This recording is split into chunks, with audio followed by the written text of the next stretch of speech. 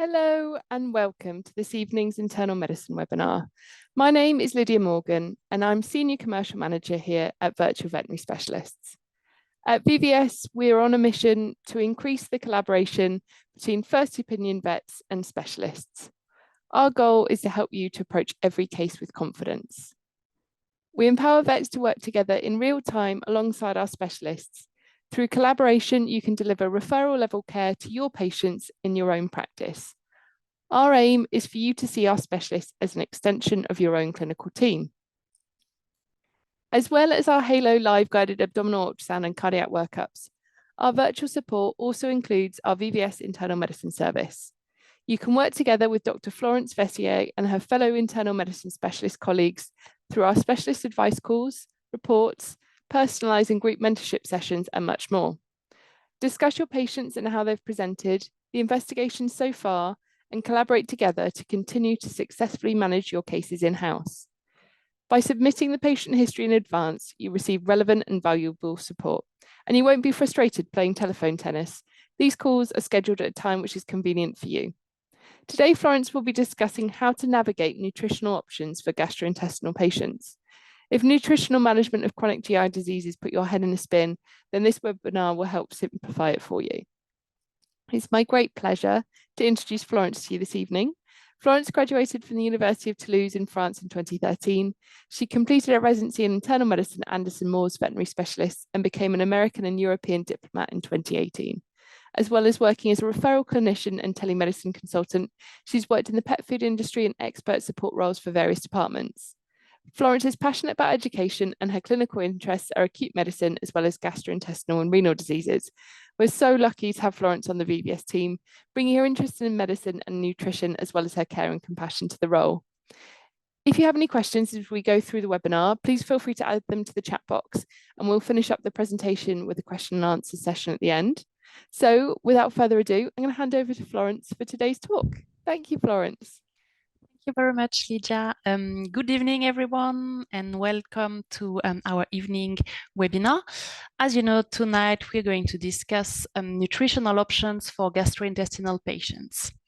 We are going to, I'll just briefly go through conflict of interest, and then we're going to go through acute and then chronic GI signs. So I'm a specialist in internal medicine. I work in a clinical role in Switzerland, and I also provide a consultancy service for telemedicine platform. And I used to be a Royal Canin employee.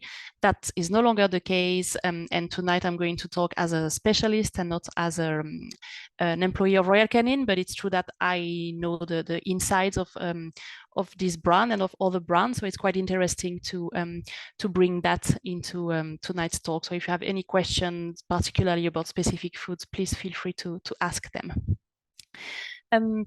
First of all, why is it important to talk about GI diseases and nutrition? So hopefully you're here tonight, so you know that it's important and you're taking the time to think about it and try to really have a good approach for these cases. But just to reinforce that, GI diseases are very common. In the UK, actually, they are the most common reason for consultations in dogs, with nearly 20% of all first opinion consultations being about GI diseases in dogs. And in cats is the fourth reason for consultation. So really, you're going to see these cases every day, basically. And for all these cases, nutrition plays a key role in their management and in their recovery. That's why it's very important. Before we dive into acute and then chronic, I just wanted here for us to be aligned on the definition of these cases. So when I will talk about chronic disease, I mean any disease that has signs that have been present for more than 3 weeks or less than 3 weeks, but repeating through time. So a dog that has just a 24 hours episode of vomiting, but that happens every couple of weeks for a while, that's also considered chronic. Acute is everything else, so anything that lasts less than 3 weeks. And mainly we're going to focus on vomiting and diarrhea today.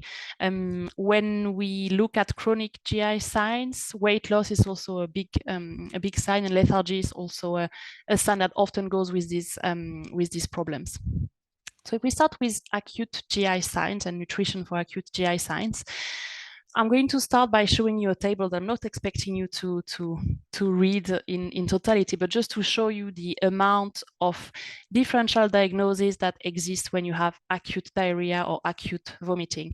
That's a bit overwhelming. And the reason why I'm putting all this here is just to tell you that actually when a dog has or a cat has acute diarrhea or acute vomiting, it doesn't really matter to find out what is the cause, because in the vast majority of cases, you probably won't find what is the cause. And it's probably not even necessary to find what is the cause, because in the vast majority of the cases, it's not severe, it's non-specific, it's maybe a gastritis or enteritis, and you're just going to treat it symptomatically. So the approach between acute and chronic is very different, because in acute, you basically want to know, is it severe or is it not severe?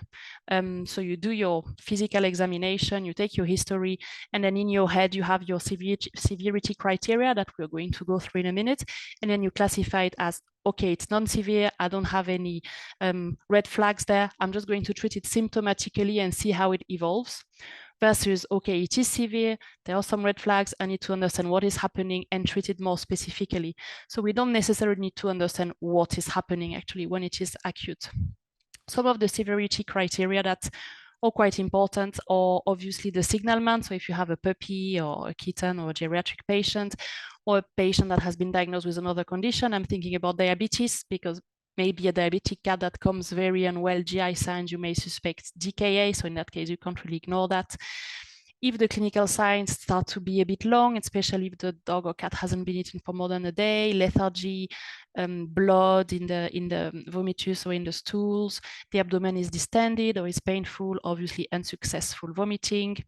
You find something abnormal when you palpate the abdomen, or you detect anything that is abnormal on the cardiovascular examination. So quite a strong, for example, quite severe tachycardia would be a worry, or if the mucous membranes are pale or jaundice or injected. All these are severity criteria. You can't just say, let's see how it goes.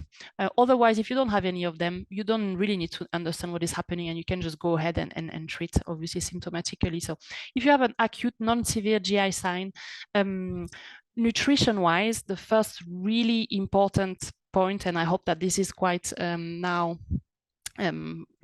well done now and broadly applied, is that we cannot starve these animals. Even if the pet is vomiting or has diarrhea, it's not doing them a service to starve them. So the gastrointestinal tract only gets their nutrition and the enterocytes only get their nutrients and nutrition from the food that the patient eats. So if you starve them when they have GI signs, it may actually make their GI health even worse.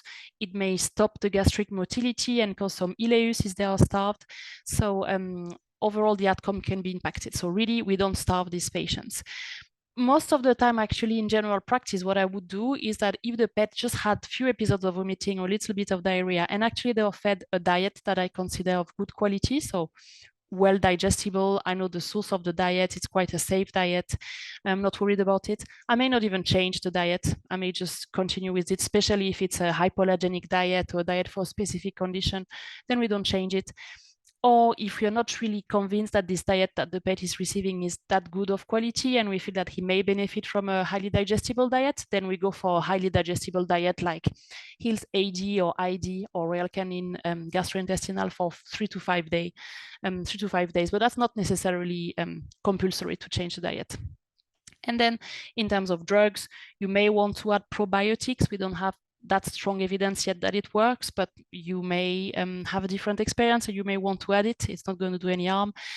If you feel that obstruction is unlikely, then you can add maropitant, you can add omeprazole if you think that antacid would be beneficial. And then we should monitor these cases, and they should be better in 24 to 48 hours. Otherwise, then that means that they fall in a bit more severe cases, and we need to do a bit more investigations.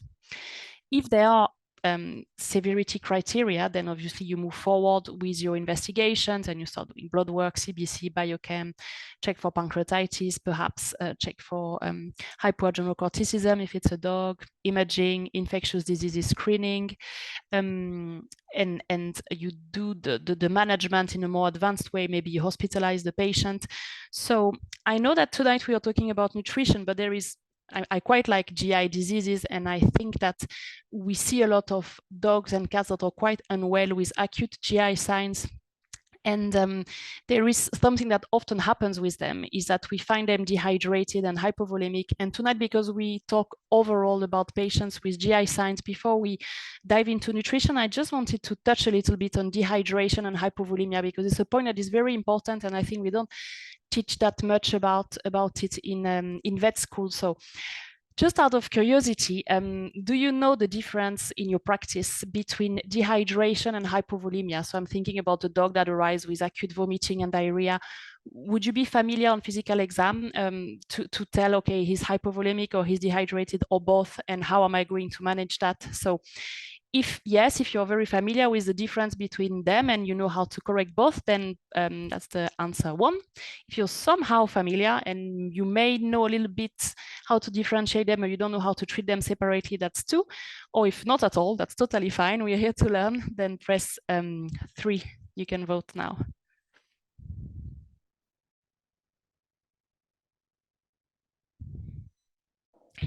I'll give you, that's a easy question. So I'll give you, a few more seconds. Okay, interesting. It's almost so half of you are somehow in the middle, and then a bit more than 25% are familiar, and a bit of more 25% not at all. Very good. Well done for you, honestly. Thank you for sharing. So we're just going to go through rapidly some tips about how to differentiate that, because it's really important for these cases, or for any case really. So simply put, hypovolemia is when you have a fluid deficit in the vessel, so in the circulating blood.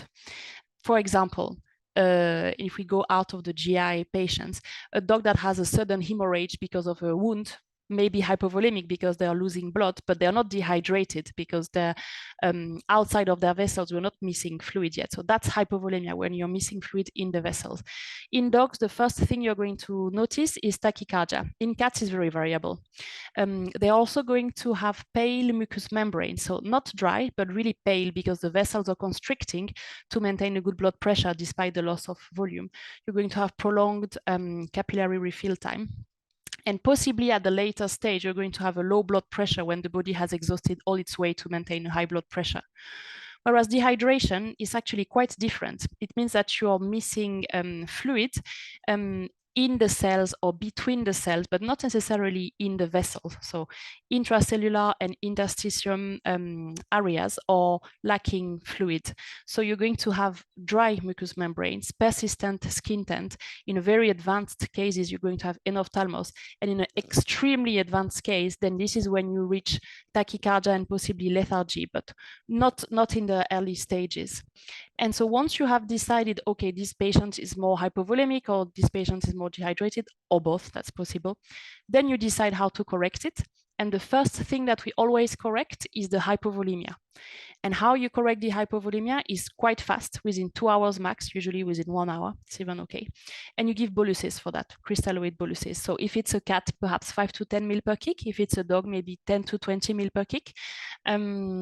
And you reassess, okay, the tachycardia has responded, or the blood pressure has responded, the mucous membranes are nice and pink, I've reestablished a good volume there, I'm happy with it, I can move forward to the next step, which is dehydration correction. I'm not going to bore you with all the calculation. You know, you can find these beautiful tables with if you have a skin taint or if you have dry mucous membrane is 5, 6, 7, 8% dehydration, and then you calculate the fluid therapy with that.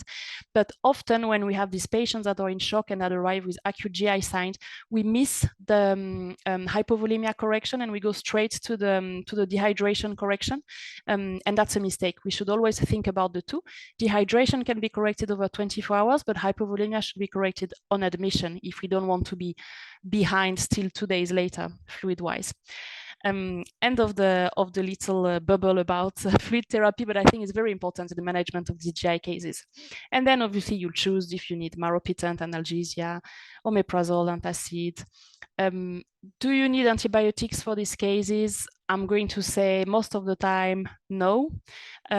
Once again, tonight we're talking about nutrition, but just to remind you that There are a lot of papers now that show that diarrhea cases don't get better with antibiotics. Actually, if you do a fecal sampling, you may find enteropathogenic bacteria, but you will find them in healthy pets as well. So that's not a reason to treat.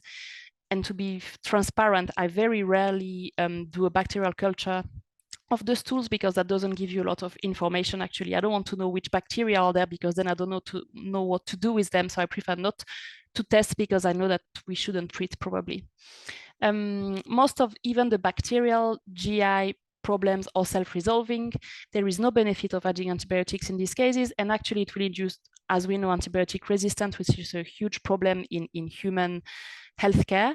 And dysbiosis up to 6 weeks after stopping the antibiotics, you still have an abnormal microbiome. So really don't use antibiotics in acute GI signs unless you have evidence of hemorrhage and pyrexia or signs of sepsis, and or the patient is immunocompromised, for example, a puppy with parvo or a dog under chemotherapy, or if the owner is immunocompromised. That's quite different. If the owners are worried because they're undergoing chemotherapy, for example, and they are very vulnerable, then in these cases, you may consider, if you find a bacteria or if you're worried the bacteria, to treat it. But otherwise, really, in the vast majority of cases, you don't need it. Even in severe cases, provided they are not in sepsis, usually it's fine without antibiotics. And now food. So what do we feed these patients? Some of you may have listened to my previous webinar about critically ill patients. It's probably quite connected because these patients, or if they are critically ill, they need the same type of nutrition. So forgive me if you listened to the previous webinar, I was also quoting this paper, so you're going to hear the story again. But in this paper that was published in 2018, that looked at 500 hospitalized dogs in a hospital in Spain, they looked at in these sick cases how many of them were undernourished, were not receiving the ARIA, and they found that 84% of the dogs hospitalized when they were quite sick received less than 25% of their ARIA, and only 3% of them had enough food to cover their resting energy requirement. So parallel to this, now that we know that almost all our hospitalized dogs are undernourished, we know that dogs, especially with GI signs, when they are undernourished, they have an altered metabolism that will cause protein catabolism, impaired immunity. It's proven that lymphocytes are working in less efficient way when an animal is undernourished. Bacterial translocation, because the enterocytes are getting atrophied, and it affects the outcome in a lot of diseases. So not going into details about critically ill patients here, but any animal that is sick, especially with GI signs, nutrition is fundamental to help with their outcome. That's true in humans, that's true in pets. We are having more and more evidence that if you starve them or if you don't give them enough good nutrition, you're actually negatively impacting their outcome. So let's say you have a patient with acute GI signs that is quite severely ill, so you think you need to hospitalize and change their diet. What type of diet would you feed them? Would you choose high fat, high fiber, low fat, low fiber, high fat, low fiber, low fat, high fiber? And it's a complicated one. Or would you go just for a bland diet, chicken and rice, for example? Which one would you go for this quite sick vomiting and diarrhea cases?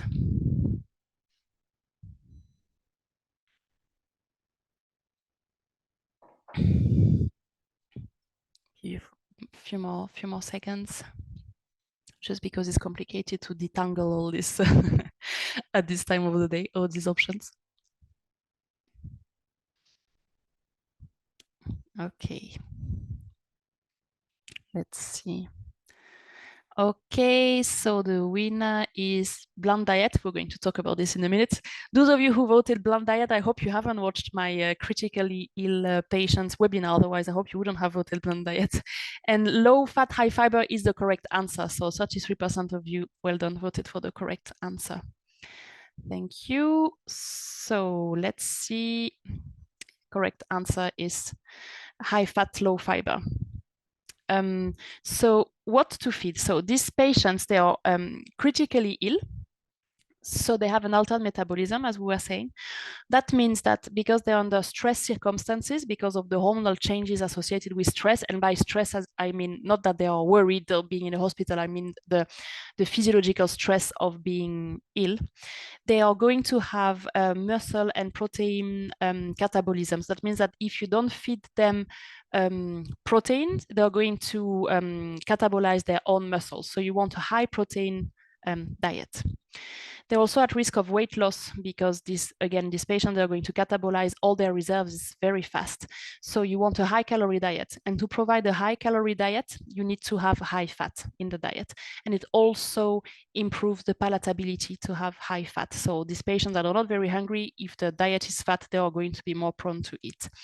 And finally, you want it to be highly digestible. And to be highly digestible, you have to have low fibers in the diet, especially low for example, cellulose or these fibers that you can't digest and are going to have to go through the GI system, but don't provide any calories or any nutrition. You don't want any of that. So you want to fit what is called a low residue diet, where everything that comes in the dog is to be digested and to provide nutrients. That's why you want a low fiber diet. Obviously, if the patient has hepatic encephalopathy or has advanced CKD or advanced lymphangiectasia or pancreatitis, you may not want to go for high protein or for high fat, but all the other cases, usually you go for high fat, high protein, low fiber, highly digestible. That's for the choice. And then what about bland diets for the 33% of you that voted number 5? So, okay, it's not that bad to feed bland diet. Of course, we have done it for decades and nothing bad happened, of course. But what I think is that there is so much research and so much advances that have been put into establishing very precise and technical diets that are extremely easy to digest and brings all the nutrients that pets need, that it's almost doing a disservice to our patients to feed them bland chicken and rice when you can feed them a diet that provides much more nutrients for them. And actually, if they are sick, this is the time of their life when they need the best diet possible. Feeding bland diet could lead to some nutritional imbalance and nutritional deficiencies. And I hear you going to say, but feeding chicken and rice for 2 days is not going to change the world. Of course not, but still it could make a difference. For example, if you take B vitamins, which are essentials in the metabolism of fat and protein, so quite important where patients are in a catabolic stage. And if you take specifically the thiamine and riboflavin, which are water soluble, that means that because they're water soluble, we can't store them. So you have what you eat basically on a daily basis for these nutrients. Down here, I've attached the FIDIAF recommendation for thiamine and riboflavin per day. And on the right is what chicken breast provides. So you can see that it's extremely low compared to what is recommended. Therefore, that's just one example amongst different ones, but you're depriving these patients from nutrients that are actually necessary for their recovery. So if at all possible, feed rekindle gastrointestinal, ID, AD, if you have a good Purina recovery diet, any of these diets are much better because they're complete and balanced, easy to digest, and they will probably make an impact on the gastrointestinal health. Also, they will protect the microbiome. So really, if you can, at least for some of these patients, change your habits, and instead of recommending chicken and rice, just give a can of GI food to these patients. That I believe will make a difference. Before I started working for Royal Canin, I was using just bland diet, white fish or chicken and rice. But once I've seen all the research that is put behind these GI diets and actually all the benefits that they have, now I have changed my practice and I don't work for Royal Canin anymore, but I still would recommend a recovery diet from any of the scientific brands for these recovering patients. That's it for this bland diet topic. So what to feed? So if the pet has a feeding tube, then obviously you can use any of the Royal Canin liquid diet, but you can also use, as I said, AD is a great diet, very highly digestible, very palatable. You know that we have big AD fans in hospital, I know. If you have kittens or puppies, you can choose a diet that is adapted to them, or you have the recovery for Royal Canin or the ID for from Hills. So choose the brand that you prefer and just go for a highly digestible diet. Feeding plan, you're probably all familiar with that. Refeeding syndrome is quite uncommon, but you don't want to cause nausea, vomiting, or ileus. So just if they have been anorexic for a while, feed them gradually over 3, 4, 5 days, provided that you reach 100% of feeding requirement by the end. If you want more information or more deep dive on the critically ill patient feed, there is quite a lot on feeding tube placement and use in the other webinar if you want to look more into this. So that's the summary for acute GI signs. Feed them, whatever happens, feed them as early as possible with a highly digestible, high energy, high palatable diet. So that's probably high protein, high fat, low fiber. If it's quite a severe GI disease, feed them until resolution of clinical signs, and maybe after a few days, once they are back to normal, then they can gradually transition to their regular food. That's very important. Even if you choose 2 great foods, that a dog will do well on both. If you change them acutely, they will probably have GI signs. So you probably know that. When you go to the GI diet, obviously don't do it gradually. They're unwell, they are vomiting, they have diarrhea. You can just go to the GI diet. But then when you go back to their normal one, do it gradually over a few days. If the GI signs last more than 2 or 3 weeks or keep reoccurring, then forget about everything I said and consider that this is GI, which is a completely different approach. And I hope you're still here, because now we are going to talk about this other approach. So what about chronic GI signs? As I said, it's a completely different approach. Acute, you want to know, okay, is it acute severe or is it actually acute but not that severe? And I can sort of forget about it for 48 hours, see what they do, feed them a good diet and recheck them. Or if they are acute and severe, really focus on the targeted nutrition that will help the GI system. Chronic GI signs is very different because you need to understand what is happening. There is no way around it. And there is very specific diet that will help you with that. So patient, cat or dog, with vomiting or diarrhea more than 3 weeks, you always want to have a CBC or hematology, a biochemistry. If it's a dog and you feel like there may be something there based on the electrolytes or the breed, you may want to do basal cortisol or an ACTH stimulation test if needed to rule out hypoadrenocorticism. Serum cobalamin is always a good idea, because often these patients that have chronic vomiting or diarrhea, they have a low B12. And if you don't correct that, it may be hard to get rid of the clinical signs, even if you have found what they had. So the B12 supplementation will help you correct the GI signs, no matter why it is low. And then fecal examination for parasites. So going back here to what we touched on before, I don't routinely do a culture of the stools of patients with GI signs. So in the States, they do it a bit more often, because now they are going to, they've started a few years ago actually, to look at dysbiosis index. I don't know if you've heard of that, looking at the type of population, which is extremely interesting to understand what is happening in the GI tract of these patients. But until we know what to do with it, then actually I find that it's a lot of money without a clear answer as to what to do with the results. So at the moment, because we don't really change the treatment based on what bacteria are in the stools, I would recommend not to test for bacteria in the stool. So test for parasites. If you want to read more about that, there is this paper from that you can find for free access in ECVIM about enteropathogenic bacteria in dogs and cats. And if you read through it, so it goes through Salmonella, Campylobacter, E. coli, Clostridium, you actually realize that most of the times we shouldn't really look for them, because the prevalence in healthy patients versus patient with GI signs is pretty much the same. So it's very hard to know, is there a problem that this bacteria is here? But if you make the owners pay for this test and you find it, then obviously the owners are expecting you to give antibiotics, and then it becomes messy, because really bacterial GI signs in cats and dogs are incredibly rare. So just make your life easier and don't test for it. Just look for parasites. If they're here, treat them. If they're not here, forget about the stools for now. And the investigations I was just mentioning before, so the blood and stool test, are mainly to exclude the extra digestive infectious, maybe neoplastic conditions. You want to rule out anything major.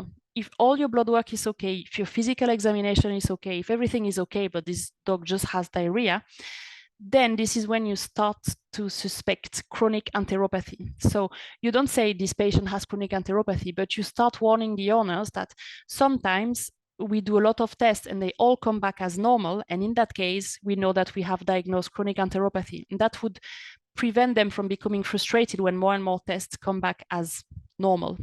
And you can already warn them, you know, if we don't find anything in maybe chronic enteropathy, and then you can say a bit like Crohn's disease in human, because they often have some idea of what that means.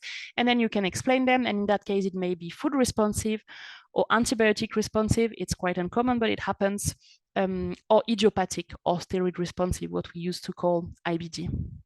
So you'll start having these thoughts. So if you haven't found anything and you think there is a possible chronic enteropathy, then you have two options.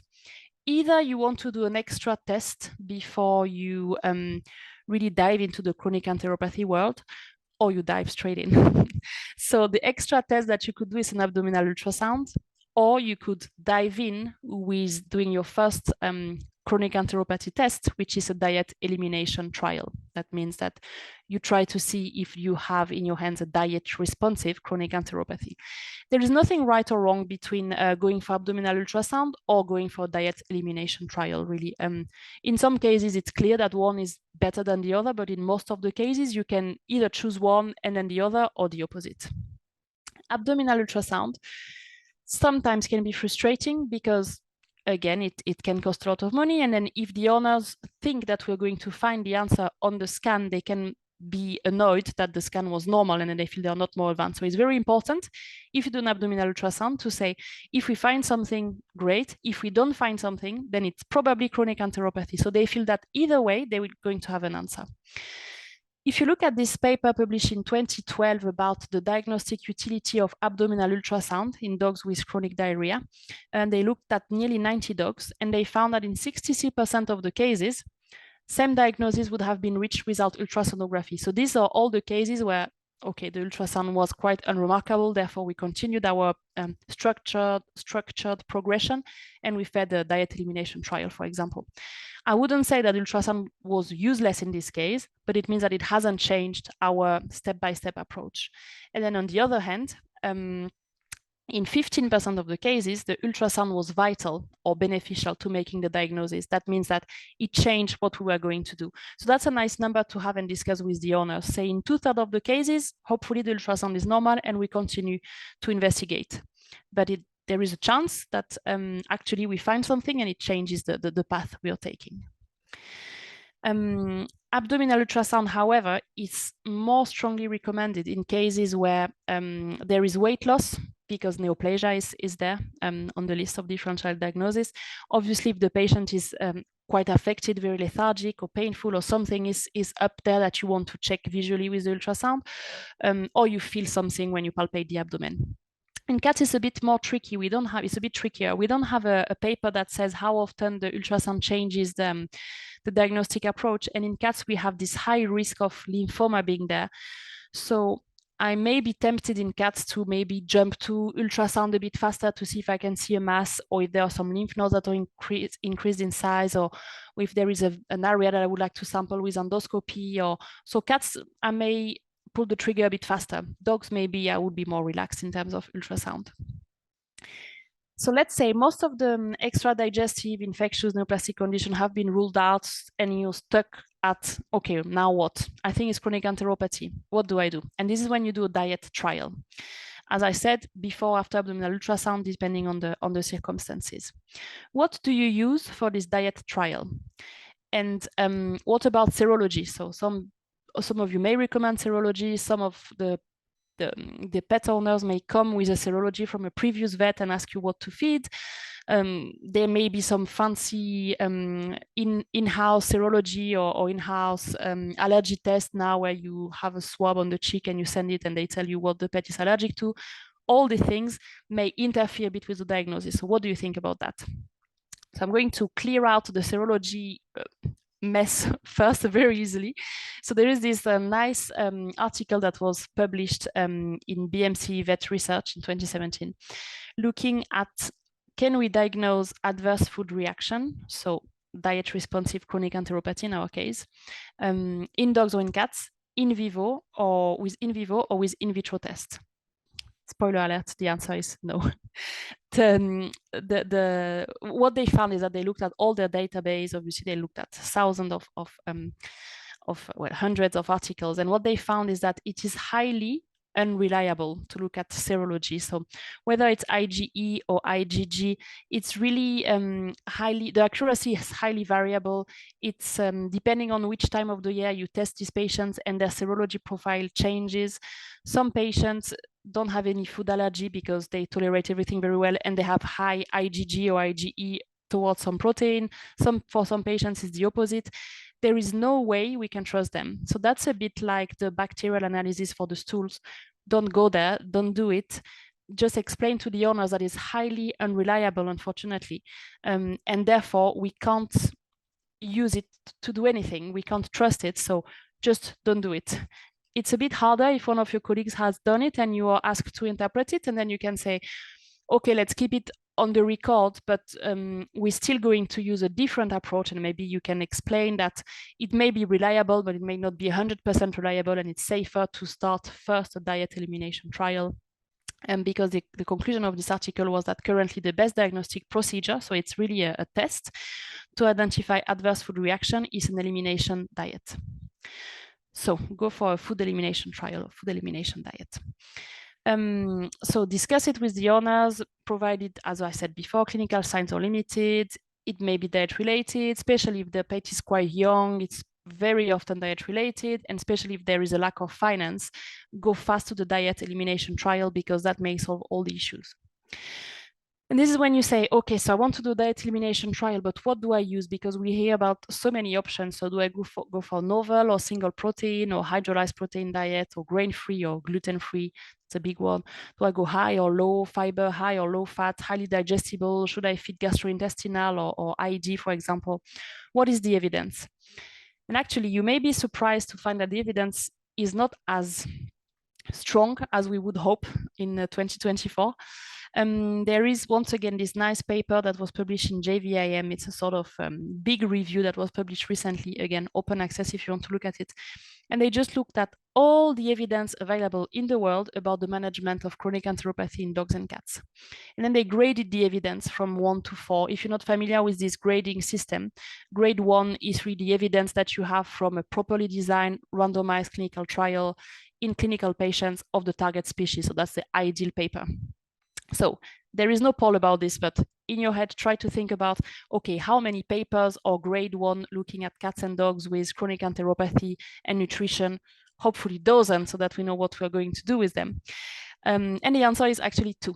So there are just 2 papers in the world that are considered, there are actually 3, but the third one has no difference in treatment response. You can see on my table, so we're going to ignore this one. There are just 2 papers that are grade 1 and that have proven which diet helps for the chronic, for the management of chronic enteropathy in cats and dogs, which is quite poor. You'll agree with me. The first one was published in 2010, so quite a while ago. They fed hydrolyzed protein diet with dogs that they suspected had chronic enteropathy, and they fed as a control. They also fed another group of dogs that had suspected chronic enteropathy with what is called highly digestible diet. So that's your royal canin, gastrointestinal, AD, ID from Hills. And what they found is that initially all the patients improve. It seemed like that helps to feed highly digestible or hydrolyzed protein diet, which makes sense. But actually, when they did a long-term follow-up, they found that hydrolyzed protein diet was significantly superior to highly digestible diet for long-term management. 3 years later, the dogs that were fed a hydrolyzed protein diet were symptom-free in 80% of the cases versus 12% of the cases for dogs that had been fed highly digestible diet. So this paper shows strong evidence that it's better to feed these dogs with suspected chronic enteropathy with a hydrolyzed protein diet versus your GI or ID. So that's a huge difference versus the acute clinical signs of GI diseases. You see, I'm not going to recommend at all to feed any of this highly digestible diet here because that doesn't help at all. That's not what the patient needs. Second paper was in cats, just 10 cats, so quite a small study. They fed these cats soy-based hydrolyzed protein diet, and in cats that had suspected chronic enteropathy, and 2/3 of them had long-term, were symptom-free long-term, so that was quite positive. So they looked obviously at this grade 1, but they look at all the grade papers, and what they recommended, their conclusion is that there is strong evidence from randomized clinical trial to support recommendation of elimination diet in the short term as a diagnostic tool, and in the long term to manage the clinical signs on the long term. And at the moment, it's not possible to ascertain which form of diet, meaning hydrolyzed protein diet or novel protein diet. It's not easy to differentiate between the two in the papers. So they basically say that both are effective in modulating GI signs in dogs and cats. So it's sort of up to you to decide which one you want to go for. If you're not familiar with hydrolyzed protein diet, I can just explain briefly what it means. And it's also nice to explain it to the owners, because sometimes they are worried that these diets are not feeding a real diet to their pets. Actually, in terms of nutrients, it's exactly the same as a normal diet. It's just that the processus is quite different to treat the protein. So in a hydrolyzed protein diet, all the proteins that have a large molecular size are just broken down in parts that are either polypeptide or amino acids, depending on the degree of hydrolysis that you choose, depending on the diet.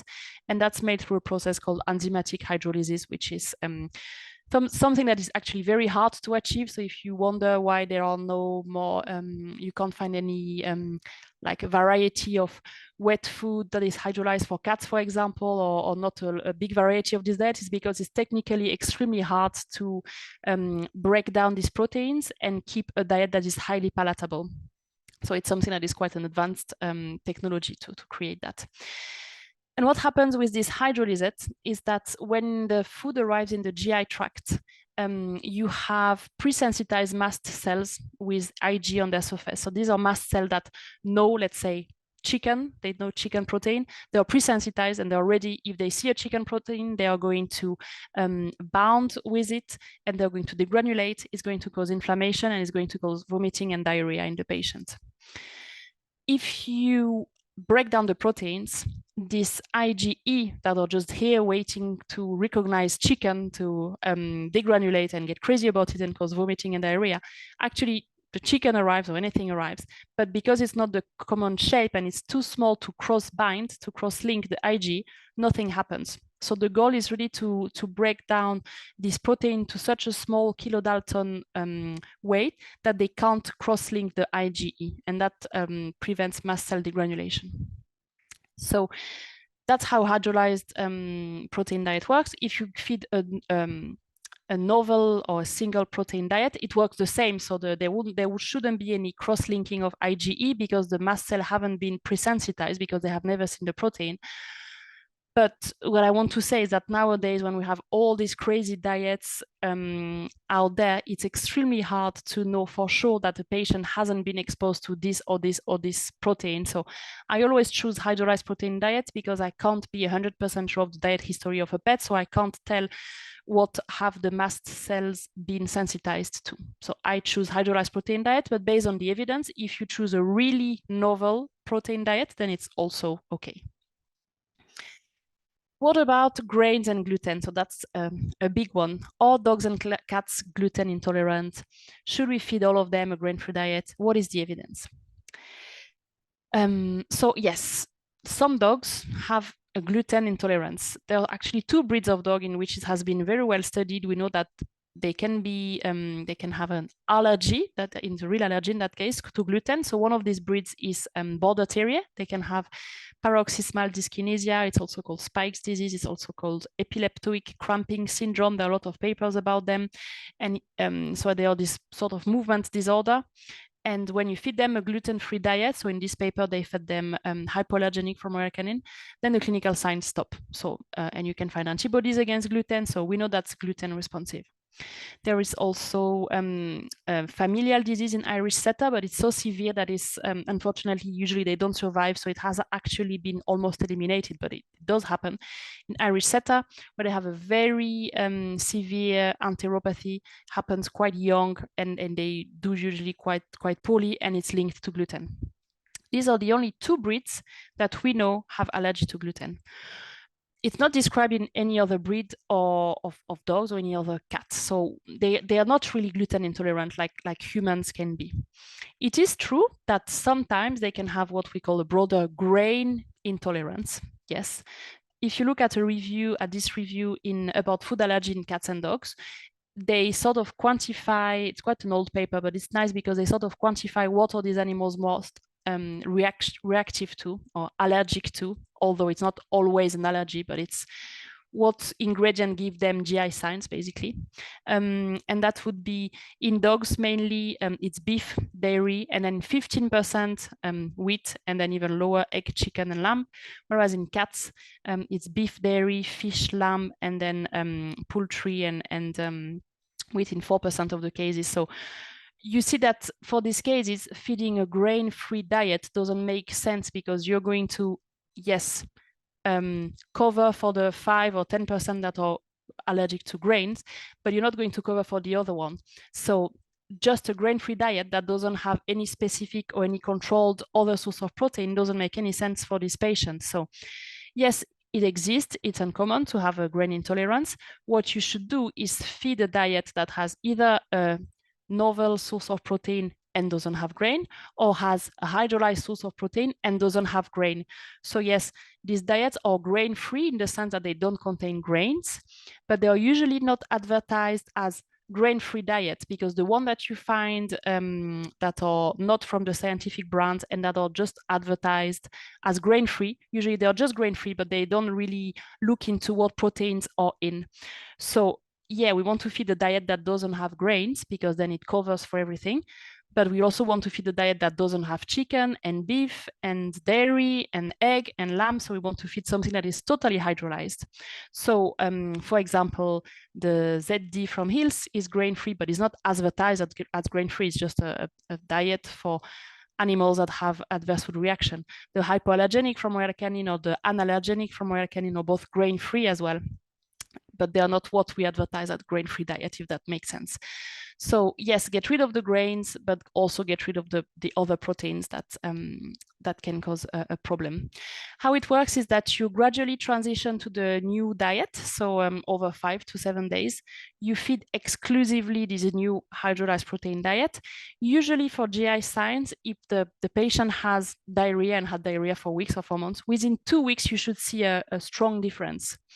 If the clinical signs are on and off every few weeks, okay, it's going to take longer. But usually these pets that it's quite beautiful, actually. The patient is just losing weight and the owners can't do it anymore. And this dog has diarrhea and had it since they got him 2 years ago. And then you just feed this diet and beautifully in 2 weeks, for the first time, the diarrhea stops. And this is when you know you've done a good job. And when you reassess them, if they've totally responded, so 2 to 4 weeks, I would say, if after 3 weeks it hasn't worked, it's not going to work. It's not like skin when you need to do it for 12 weeks. GI signs, usually they respond within a month, big max, but usually 3 weeks. If they have completely responded, then hooray, you've diagnosed your food responsive enteropathy or diet responsive enteropathy. You have your diagnosis. Some people would challenge the pet, meaning that you would reintroduce gradually protein to see which one the pet was allergic to. Personally, I've never done it because these patients, when they come to see me after months and months of diarrhea or vomiting, they are like, what's the point? And I'm 100% aligned with them. So I'm just saying, just continue with this diet lifelong. It's not going to cause any harm. It's balanced, it's complete, it's highly digestible, it's great. Just continue with this hydrolyzed protein diet. Don't go back. That's my approach. Other people may have a different approach, but if we think about respecting the patient and the pet owner, I think it's nicer to not try this challenge. Just my personal opinion. If they have partially responded or they really haven't responded, then it could still be a chronic enteropathy, but then means that we are unlucky. It's not food responsive. It may need an escalation of the treatment. You may consider another diet if they have responded a little bit, let's say, to hypoallergenic. You may push to go for analergenic, for example, for Royal Canin and see if that helps fully.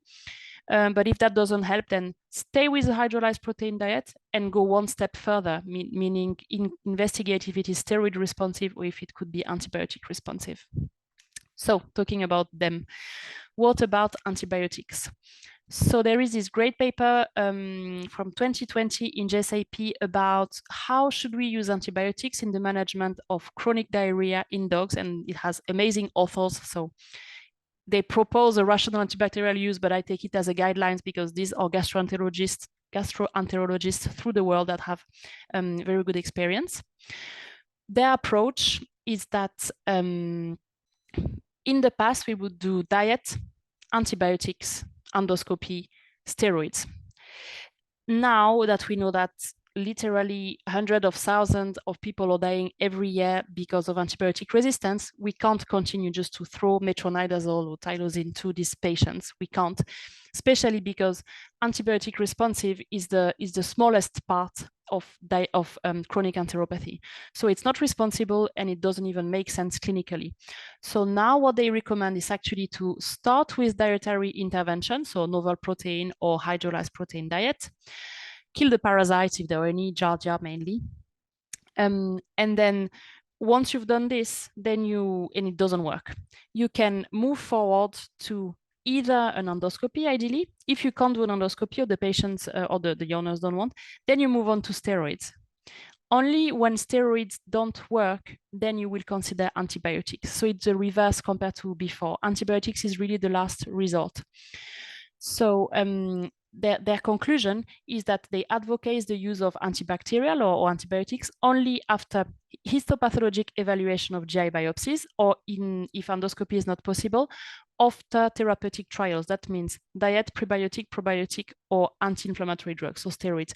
So please try steroids before antibiotics. That's a mindset shift. It's going to take a few years, even for specialists, to change their approach, but that's what's recommended now, and it makes sense clinically and from an antibiotic stewardship viewpoint as well. So diet, steroid, endoscopy, and once you've covered all that, try the antibiotics. And what about the endoscopy? That's the last bit of this management part. So when we talk about endoscopy, we talk about gastroduodenoscopy or colonoscopy. Sometimes you can reach the ileum through the colon to take surgical biopsies. And these are usually recommended either because you found something on the ultrasound that is specific and you want to sample it, or usually you jump quite fast to this test if you suspect something specific, such as lymphangiectasia, you want to diagnose that. Or for example, if it's a boxer and you suspect that they may have a very specific disease, for example, granulomatous colitis, that's a histopathologic diagnosis. So if the colon looks abnormal and it's a brachycephalic dog, especially a boxer, maybe you would jump to do your colonoscopy even perhaps before doing the diet trial. So these are very specific exceptions. How likely is it to change the definitive diagnosis overall? Well, if you look at this paper from 2017 in JVIM, looking at over 100 cases, they look at the end of the day, what diagnosis was achieved in these cases that presented for chronic diarrhea. And overall, the data says that in 4% of the cases, it was neoplastic, so quite low in dogs, 13% infectious, so that's probably parasites or perhaps in puppies, parvovirus. And then in 70% of the cases, it was inflammatory. And in all these cases that you would have seen, 2/3 of the inflammatory cases were diet responsive, a quarter idiopathic, and 11% antibiotic responsive. So you see, when I was telling you that clinically it makes more sense to do diet, steroids, and antibiotics in this order, that also confirms that it's twice more likely that the dog has steroid responsive than antibiotic responsive enteropathy. So overall, if you look at all these dogs that had diarrhea, overall, 40% of them had food responsive enteropathy, and therefore you shouldn't do an endoscopy with them. So that's, again, some numbers that you can discuss with the owners in these dogs that have chronic diarrhea, telling them there is a high chance that they have an enteropathy, high chance that it's inflammatory, high chance that it's diet responsive, hence why I'm recommending this diet. It's always nice to have some sort of number IGs in your mind. Okay, before we finish for the last few minutes, I'm just going to walk through a clinical case to see if you're still awake. No, I'm joking. And also to show you the sort of step-by-step approach for this chronic GI signs. So meet Fleur. She's a beautiful cockapoo, 18 months old, female spayed. She's coming because the owners are exhausted. For the past 6 months. She had intermittent large intestinal diarrhea in the house, every night, in the day, with sometimes fresh blood. And now she started to vomit a little bit over the past couple of weeks, but she's very happy in herself. Physical examination, unremarkable. And they come because for the past 6 months, they have investigated many things, and they have done a serology at another vet that revealed rice intolerance. She's fed a retail diet that is grain-free. Protein source is beef and fish. She's asking you what to do. What to do about this test. So you do your physical examination, she's totally fine. You do, as we discussed, the first sort of screening test, hematology, biochemistry, everything is normal. She has mild neutrophilia, which is very often the case in young dogs that are healthy and stressed to be at the vet, and that's totally fine. You do a fecal analysis. You've done a bacterial analysis on the stools. Mistake, because now you found an E. coli and you don't know what to do with it, so don't do this. Remember, we don't treat bacteria that are just simply found like this in the stools because they're probably there since the beginning. They don't cause any issue. We don't know what to do with them. So you're going to be in trouble if you test for it and you found them. So don't look for them. You do a basal cortisol because of her breed, because poodles are predisposed to hypoadrenocorticism. It's within normal limits, so she doesn't have it. B12 is within normal limit. Great. Would you do an abdominal ultrasound on this case? Yes or no? There is no right or wrong, but I just want to, it's a point of discussion. Just want to have a feel of what would you do, and if you're still there with me. Let's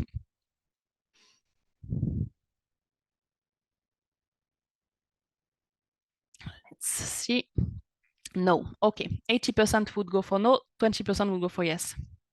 Okay. So I don't think that there is anything wrong or right. In this case, we didn't go for ultrasound. As you remember here, dogs that had chronic diarrhea, in 63% of the cases, it wouldn't have changed anything to do the ultrasound.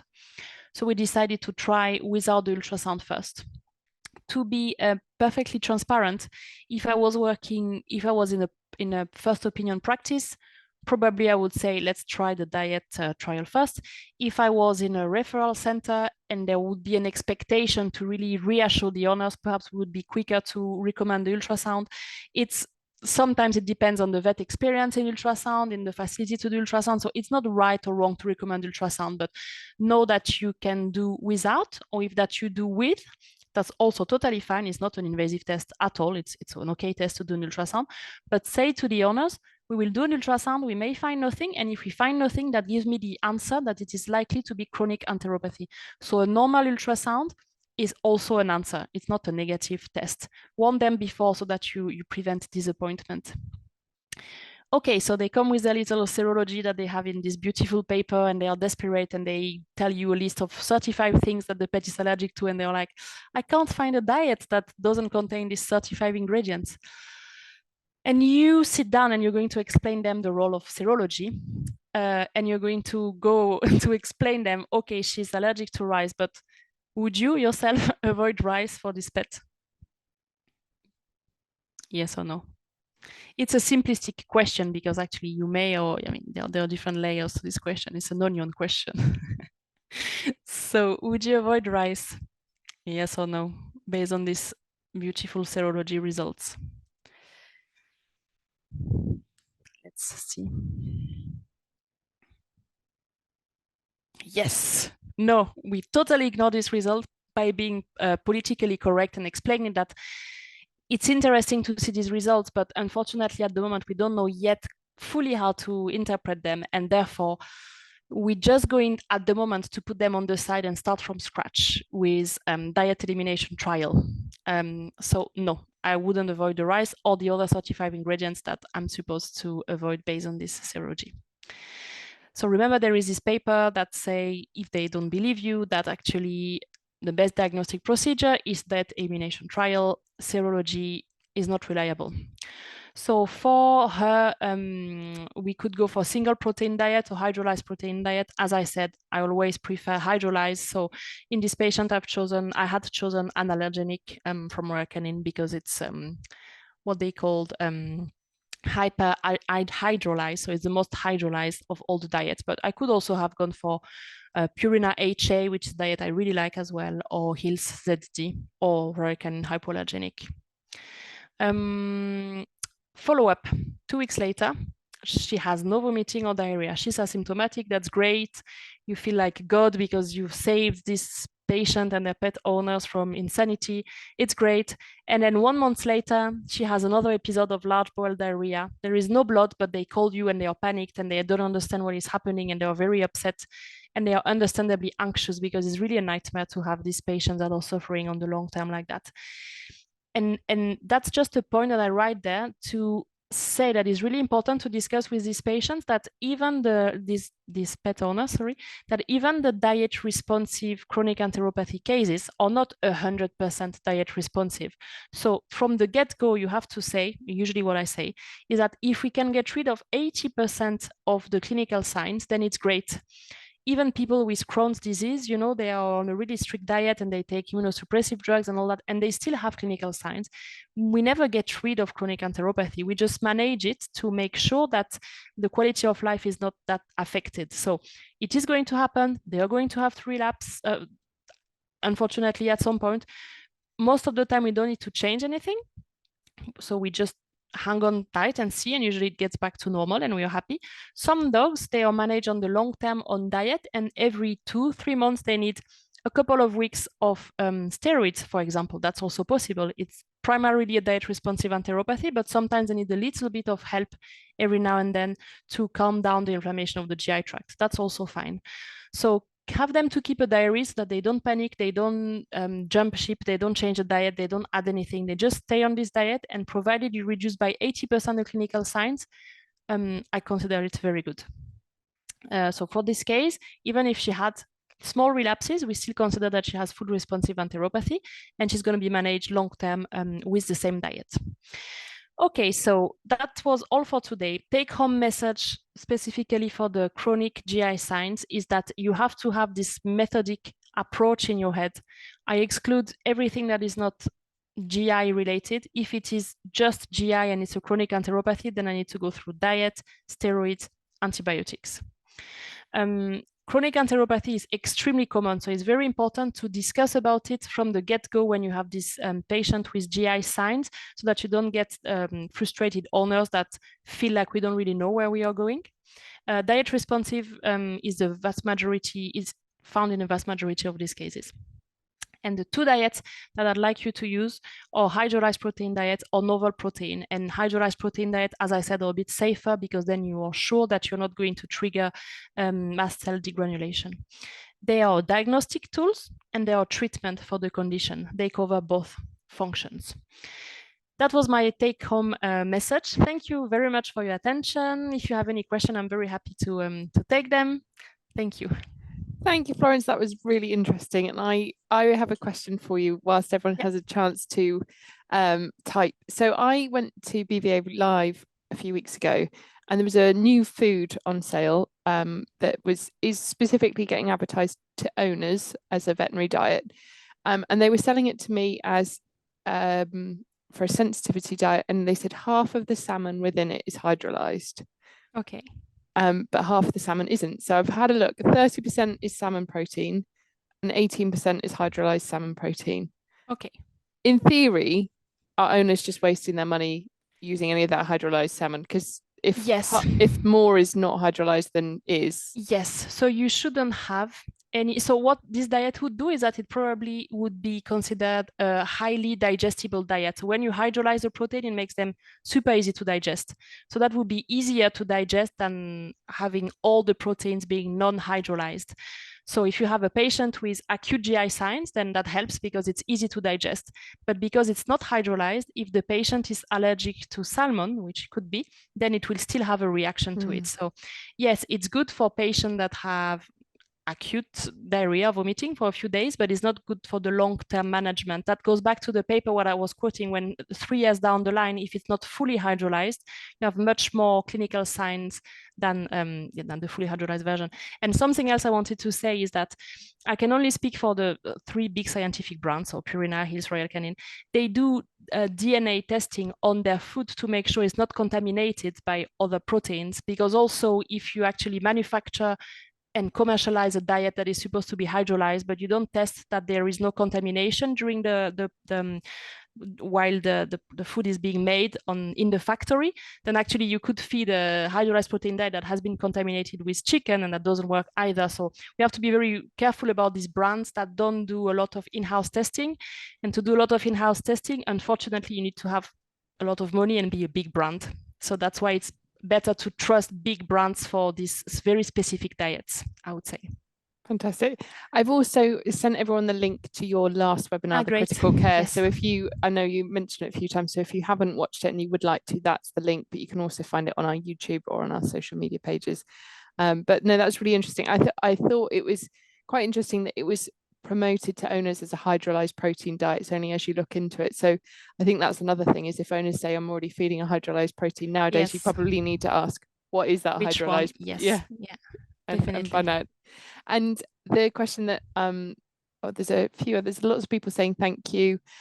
So what diet would you recommend for a dog with short bowel syndrome and chronic diarrhea?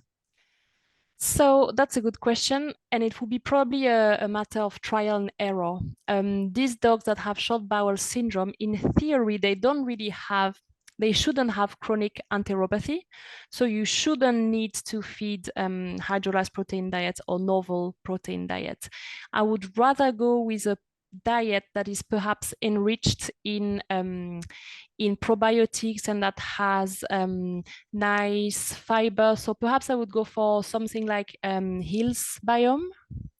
I haven't mentioned this diet because I don't think yet that it has a space in the management, that it's made to manage patients with chronic GI signs, because it's not per se a hydrolyzed protein diet, but it's very good for the health of the GI tract and has very good fibers for the health of the enterocytes and colonocytes. So yeah, I would probably go for Hill's Biome. Fantastic, thank you. That's really helpful. And then we have a question. So if a patient has a relapse whilst on a hydrolyzed diet and you're considering steroids for that patient, should you start on an anti-inflammatory dosage to see if it gets better with short courses and not directly start on the immunosuppressive dosage? So where would you start with your steroids? So I think that if it's a patient that has a tiny relapse, then I would just ignore and not give steroids. If it's a patient that has his first time relapse and I'm ignoring it for 2, 3, 4 days and it's just getting worse, and it's his first relapse, I think I would give the full course of steroids. So I would start at immunosuppressive dose and do the whole thing about reducing it slowly.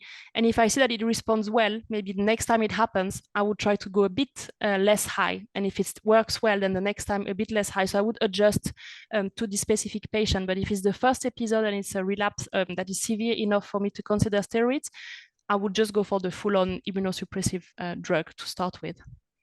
Fantastic, thank you. And I know we often at this point talking about nutrition, there's always questions about raw food.